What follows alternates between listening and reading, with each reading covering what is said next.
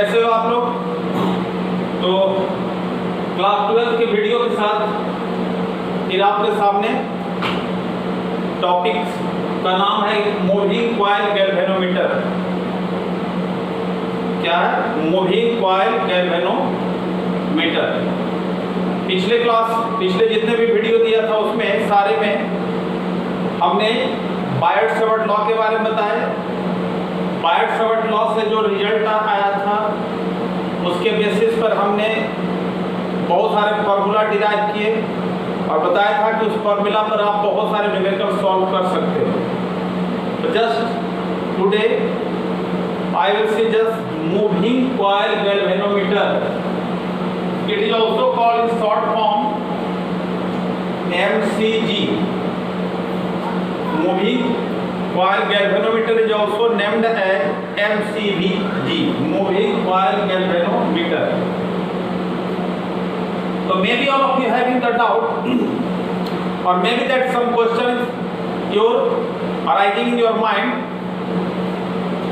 कि simple galvanometer और moving coil galvanometer, what is the difference? Already you have seen one galvanometer in a lab. So that galvanometer is called the Western type galvanometer. Western type galvanometer means that is the less sensitive is there, or moving coil galvanometer is high sensitive device is there. What do you mean by sensitive? Sensitive means it can measure the smallest current. It can detect to the smallest current. So that is called a very sensitive device. So first of all, I told it is a very sensitive device is there. Okay? For what purpose it is used? To detect the smallest current. Now, on what principle it works? What is the principle behind moving coil galvanometer? See, it works on principle of torque. You know what is the torque? Actually in 11th class already you have read about torque. Torque क्या होता है? Turning effect means कि there will be one coil made up of a large number of insulated copper wire. Whenever it is freely suspended in magnetic field, then due to the magnetic force coil gets turned. A turning effect is called torque.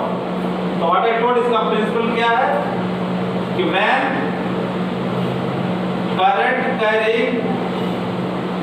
current carrying coil is freely suspended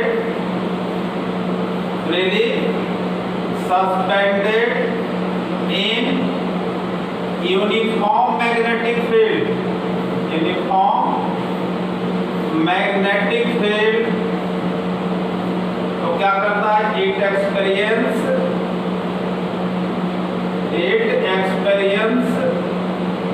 a torque.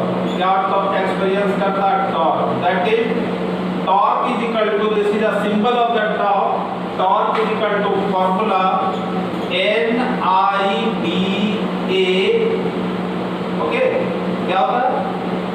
NIBA sin theta. NIBA sin theta. This is a torque is there. So whenever we are telling maximum torque, so for maximum torque tau max will be there NIBA, because theta that is 90 degree, so sin 90 will be 1. So this is the maximum torque is there, NIBA.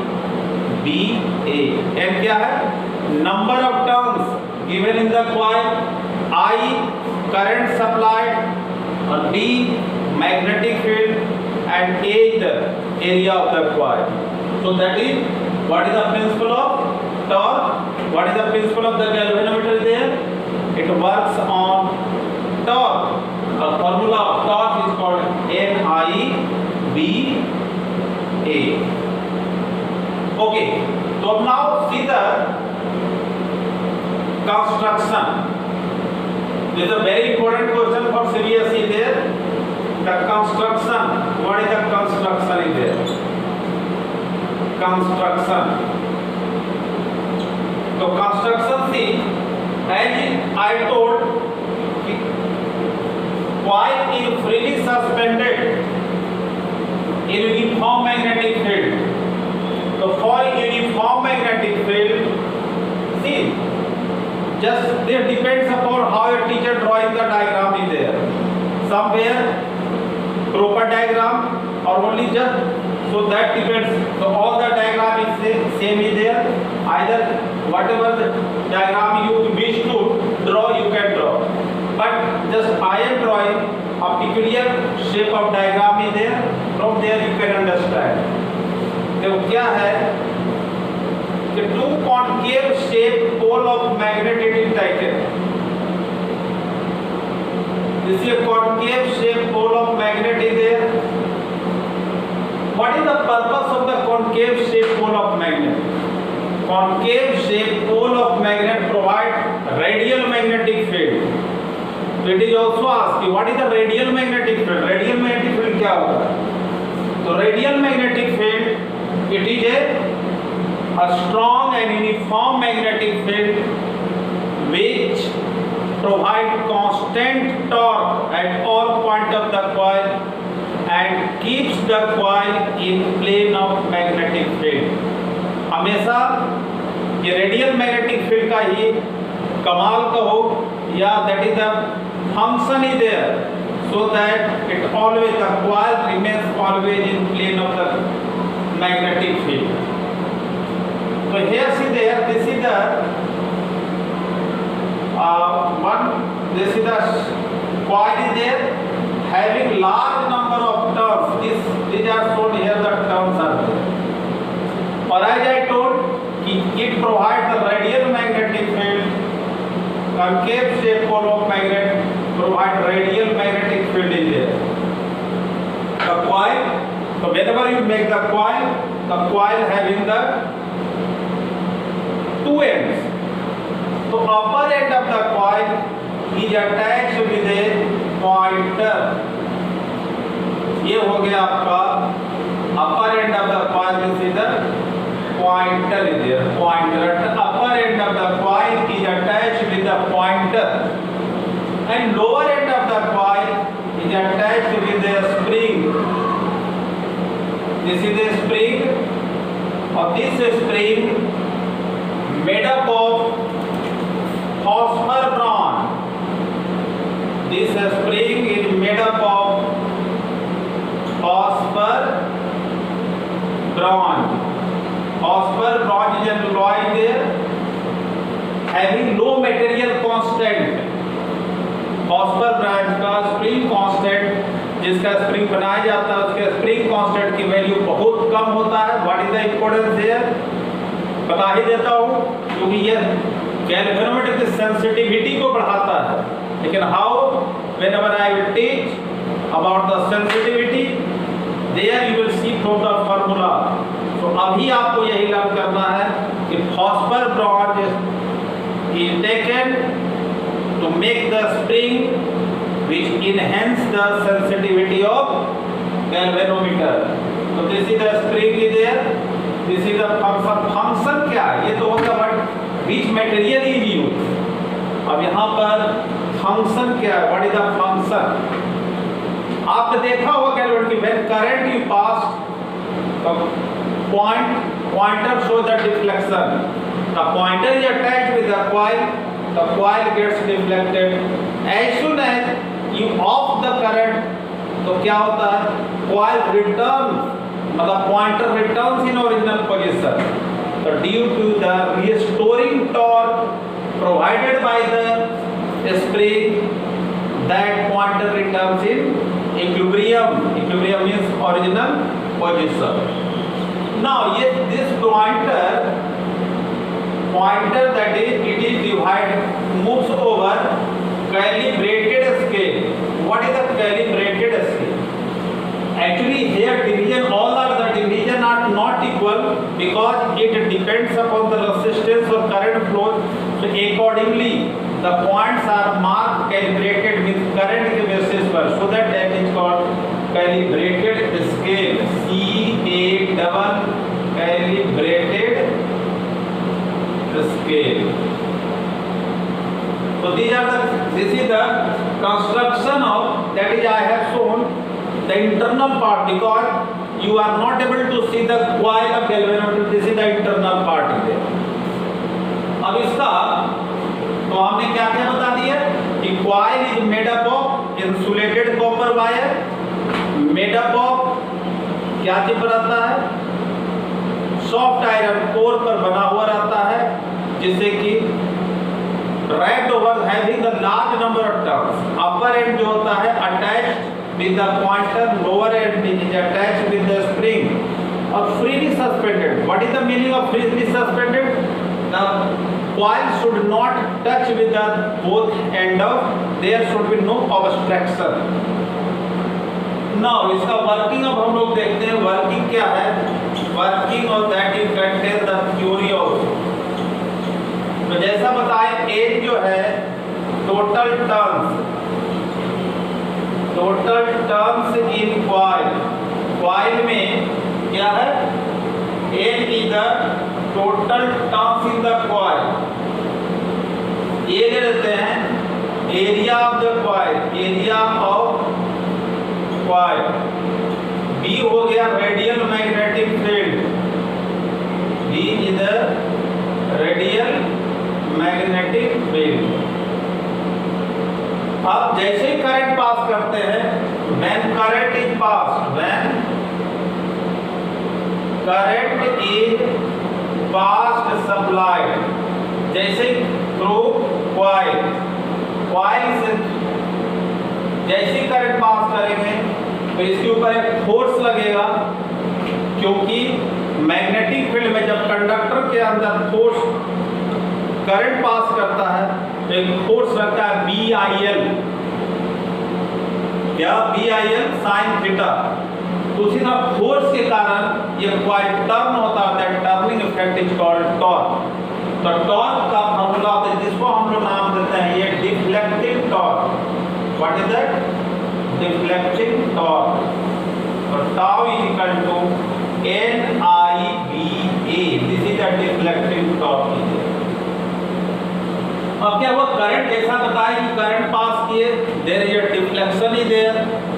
अब क्या होगा, when current is stop, आपने switch को off कर दिया तो current will not supply, तो how it will return? तो स्प्रिंग प्रोवाइड करता है क्या, spring provide restoring torque, restoring torque, spring provide restoring torque. Restore करना, अपनी पोजीशन में ना लाना। तो यहां पर जानते हैं कि रीस्टोरिंग टॉर्क जो होता है, restoring torque is directly proportional to deflecting angle. Restoring torque जो होता है वो डायरेक्टली प्रोपोर्शनल होता है किसके, डिफ्लेक्टिंग एंगल का। तो रीस्टोरिंग टॉर्क हमने टाउ ले लिया, deflecting, suppose that the coil gets deflected through angle theta। तो यहां पर क्या हो जाएगा, फिर देखो ये जो हो गया आपका टाउ, यहां पर एक कांस्टेंट देते हैं, this constant is called, where K जो है spring constant is also called, material constant भी, material constant is also called force restoring torque, material constant, restoring torque constant. यही होता है मटेरियल कांस्टेंट, जो बता रहे थे कि spring having the low material constant. तो टू इक्वेशन ही got, one equation tau is equal to NIVA और second equal got the torque is equal to tau theta. अब इक्विलिब्रियम के केस में क्या होगा, एक इक्विलिब्रियम में क्या होगा, जितना रीस्टोरिंग टॉर्क है, deflecting torque deflecting torque directly proportional to क्या, और बराबर होगा किसका, रीस्टोरिंग टॉर्क। रीस्टोरिंग टॉर्क जब बराबर है तो क्या हो गया, NIBA is equal to K theta. और जैसा कि आपको मैंने बताया कि गैल्वेनोमीटर का काम क्या है, गैल्वेनोमीटर का काम है what is the function of, it detect the current. तो करंट कितना हो जाएगा, देखो यहां से अब निकालो करंट I इक्वल टू क्या होगा, I equal to K theta by NBA। अब यहां पर जो K is a spring constant, it is a fixed value. I had told just a number of turns in the coil, B the magnetic field, or A is the area of the coil. Whenever you are given in the laboratory or doing the experiment, at that time you are not changing the number of turns, spring, area, you are not changing. It means that is another constant is there.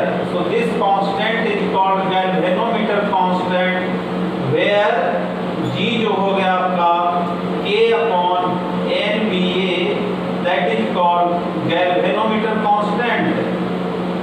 Galvanometer constant.